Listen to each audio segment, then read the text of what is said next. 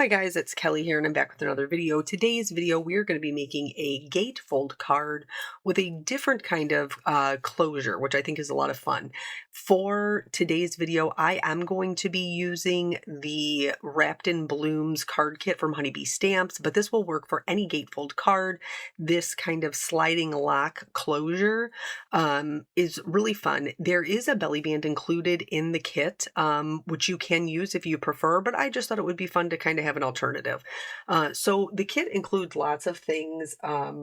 It includes a stamp and the coordinating dies, all kinds of colored cardstocks, which we'll be using today's, two different other die sets, and I believe there's stencils in there. There's a mini glue. It's a great value. It's a over $150 value for, I think it's like 95 bucks, 94 bucks, something like that. But once it's gone, it's gone. So if you're interested in the particular products I'm using, I will link them below. If you were just making a regular gatefold card and you are looking for the sliding lock closure, it's around the 12-minute mark if you want to jump ahead. But in order for me to be able to make the thing, to show you how to make the thing, I have to cut the thing and make the thing. So that's what we're going to do now.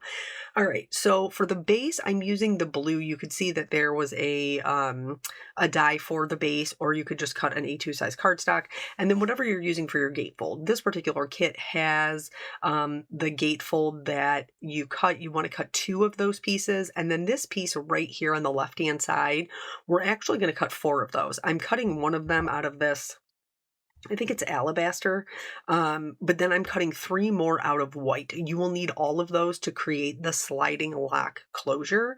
And then I'm just using the rest of the colors. I'm cutting out a poinsettia. I'm cutting out a couple of anemones, some berries, some berry branches. Here I put the berry branches I put on the alabaster color, but then I'm also going to cut it out of the coral color. I'm going to end up using both of them and I make them look like I cut them both from the same kind of cardstock, but I am cheap and I don't want to waste the cardstock. I'm also lazy and I don't want to have to die cut more than I need to. So I will show you how to kind of make those look the same. So here I've run this through and I've cut that first part of the gatefold card. If you're creating your own gatefold, you could use like a decorative die like this and then just cut it in half, but you do want to make sure that you leave enough area to create the flap that will have to attach to the back. So you'll see what I mean here in just a minute. See, this one has the flap that it already creates. It's like a 1/4 of an inch flap. So this is pretty thick cardstock. So I'm just going to gently kind of fold it with my fingers first. And then once I have gently folded that down, then I'll go back in with my bone folder and reinforce that fold. That flap is what's going to wrap around the back side of this card here to create the gatefold look. This theme obviously is more like leaning a little bit heavily on Christmas, like Christmas in July type theme. But like I said, this will work for any gatefold card. So I liked the blue and I like the colors in the kit. I think they're really, really beautiful, and it's all Spellbinders cardstock and they have great quality cardstock. But in order for there to be like some interest, we have to create some contrast. So I am using, I think this is Malibu is the color of the cardstock. And I am going to deepen this up a little bit. I'm going to leave the edges the color of the cardstock for the gatefold, but I am going to go in and make this darker, closer to maybe like a navy or a dark royal blue. Now, it's definitely closer to a navy. So I'm going to do that by adding Salty Ocean prize ribbon, or you could use Blueprint Sketch. Either would be fine. Chip Sapphire and then Black Soot. I like to do all of my ink blending twice. So here we're going through, and like I said, I'm leaving that edge lighter. And this is so... I like to have my cards while sitting here when I'm talking to you. This is so that we create that contrast for the inside piece, which is Breeze, I think, which is a much lighter blue. But then also, it adds more interest when you have kind of like a little gradient moment going on, which I do very much like. So I'm going to work all the way out to the darkest color. It's going to look ugly. I'm not afraid to admit that, because like a lot of creative things, like when you're making something, a lot of them go through an ugly stage, and that's okay. The part that is important is that you don't give up in the ugly stage. So here, this isn't really like blended that well and it doesn't look great. But now we're going to go from that black soot back out to the chip sapphire, to the prize ribbon, to the salty ocean, and then it's going to look a lot better. So if you're kind of having like a little bit of an ugly duckling moment in your project, whatever that project may be, even if it's not, here we're really sped up, I totally don't need one this fast. Even if it's not just like paper, if it's watercolor, if it's, coloring, if it's cross stitch, pottery, whatever you're making, if you're having an ugly duckling moment in what you are creating with your own two hands, with the talent that the good Lord has given you, don't give up on yourself. Just stick with it, because on the other side of that is a completed project that I'm sure that you will be happy with. And sometimes when we have like that little ugly duckling moment and we have to kind of walk away, that's okay, because sometimes walking away can give us really good perspective, and then we can see it for the swan that it is, or we can see the way to make it to a swan. So here, when we're putting the flaps on, you want to put the adhesive. I'm using, this is like, I think, a 1/4 inch adhesive. You want to put it on the inside of the flap, just the flap area, where we've scored, like folded that over with our bone folder. And then I like to kind of hold them up in the air and then use my right hand to line my card base up and push it right into that crease, and then fold it over to adhere it. That way I know everything is lined up straight and it's adhered well. So I hold it with my left hand, push it in with my right, and then fold that gatefold over, and then just kind of burnish it with my finger. You could also go back in and burnish it with your bone folder. So now we're going to start building the things. Honeybee does layered dies so well. The lovely layers kind of thing that they have going is the same thing that you're going to see here.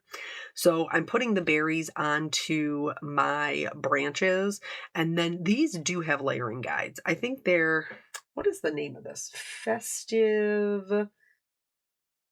It's the Wrapped in Blooms dies or the actual Gatefold dies. And then the things we're decorating with are the Festive Florals dies. And the Wrapped in Blooms does have a stencil set. I knew there was a stencil set in there. And then there's like some sequins and things like that. It's a really great value. But anyway, so I'm using the layering guide for this. That's why you can kind of see me like trying to turn them to make sure I'm putting them in the right spot. Now, there's nothing wrong with just using colored cardstock. Just so you know, if that's like how you're happy with the way that it looks, that's fine. I like to create contrast and I like to make my cards look different. So I do use things like markers, colored pencils, watercolor. I do use those to create more depth and dimension in my projects, in my die cuts. So I glued them all together. Now here is where we're going to make those two berry branches look the same so we don't have to cut them twice. And you tell me at the end, you let me know if you think that they look the same. So first things first, I got to color those berries to be that kind of coral color. My first color was too orange. So then I went over it with like a peachy pink. And now I'm going to go in and I'm going to add the shading to the branches. So I picked just two browns for the top of the berry and then the branch underneath. I'm adding shading underneath where the berries are sitting. And then I'm going to go in with the lightest color, go right over top of that. And for the shadow, I just picked like the left-hand side to add the darker color to. And then I did that for both of them. Now you can see here they're close, but not as close as they could be. So we're going to start to bring in some other colors and add some more dimension. The main color of the poinsettia is going to be like a palish pink. and then the anemones are going to be like orange. So I thought it would be nice to have like an orangish red, like somewhere in the middle. So I'm adding a red, an R29 in Copic colors around the edge. Then I'm going over that with a mid-tone, and then finally the lightest color is the same peachy pink that I used to tint the berries. And I used it for both of them. And so now one of those berry branches has a alabaster branch and coral berries, and one of them has a coral branch and alabaster berries. But you really can't tell the difference, and that's the beauty of markers. Because you really can switch it up so that you don't have to cut quite so many. And then here I'm going in, I'm using a kind of like a mid-tone red. This is an R35, and then I'm not completely covering up the color of the cardstock. I just want to be clear about that. I'm just adding shading, and this is like the lazy girl way of doing this, because normally I would like take the time to shade them individual, like each individual layer, but I don't really think it needs to be all that, because this isn't as darker, as like drastic as I would normally go. So I went in with my dark color, added shading where 2 points meet or where one object lays on top of the other, and then I went out with my mid-tone, and finally I used my lightest color just to blend it out into the cardstock. I'm going to do the same thing with this anemone. So I chose kind of like a softer orange. This is a YR02. This is a pretty light color. And then I actually blended it out with an E, which if you know Copic markers is an earth tone. It's an E00, and it's one that I use for Caucasian skin tones. And it's a nice, really light kind of peach color. And then for the center, I did the same for both flowers. I used the browns that I used in the branches. I do like repeating my colors because it helps everything feel very copacetic in a design. And then I just did stippling. So I did dots with my dark brown, and I did dots with my light brown. For the holly here, I added a little bit, just like a triangle, a flick of color, if you will, from the outside edge, and then went over that with a lighter color. For the poinsettia leaves, I did a stripe up the center and then kind of out to the left and right hand side, and then blended that out again with a lighter color. So now we're on to creating the closure. So here is this is the 3 other pieces. I just cut them out of white. You could cut them out of whatever color you want. We're not going to see them. And then here with the Spellbinders trimmer, there's a scoring blade. So I'm going to line this up so it's in the center, and then I'm going to score it right down the middle. You can use whatever shape you want. You could use a circle, you could use a square, you could use an oval, you could use a stamped image that has a die. You can use whatever you want. Just score it down the middle. And then I reinforced it with my bone folder, but I realized that I actually needed the ugly side on the front. I need the ugly side on the front. And you'll be able to see here, these are actually not mirror images of each other. So they don't match 100%. So I'm checking to see which one lines up with which. And then I will tell you, so when we're putting them together, they're not going to line up perfectly. The backs and the fronts are not going to line up perfectly. It doesn't matter. It does not matter. So if your pieces are not lining up 100%, do not fret about it. Like if they're not lining up with the top piece, like that ivory one up in the left, that's what I mean. It won't matter because we don't see the one in the back. So we're only going to put adhesive on one side, and then we're going to glue that down to the base piece. The 2 pieces that are sticking up, like the arms of the locking enclosure, we're not going to put any adhesive on those because we want to be able to push them down flat. Then we're going to take that topper piece up there and we're going to decorate it. You decorate yours however you want. I'm going to decorate mine with the pieces that we just colored. Ta-da, decorated. So now I'm going to put adhesive on the back of the ivory piece, and then I'm going to glue that to the 2 flaps that we created open. See, remember how I told you they're not exact? I got to flip this around so it lines up. Don't worry about lining this piece up with the back piece, with the base layer. Line it up with the 2 flaps. Because like I said, once we slide this on, the part that is in the back is actually hidden behind the gatefold. So we don't have to worry about that. We only have to worry about the front piece. So this now is our, see how it creates those two flaps? That's our whole locking enclosure. And then you're going to slide your two gatefolds in between there. It's easier to see when I hold it up. And then that's going to keep your card closed. And that's it. Isn't that so fun? It's like different than a belly band and allows you, to create like more of a center kind of focal point, which I really love. And it's something so fun and different. So I added some white highlights. I added some shimmers, of course, with my clear Wink of Stella. And then I added some glitter to the berries with Stardust stickles because they match everything.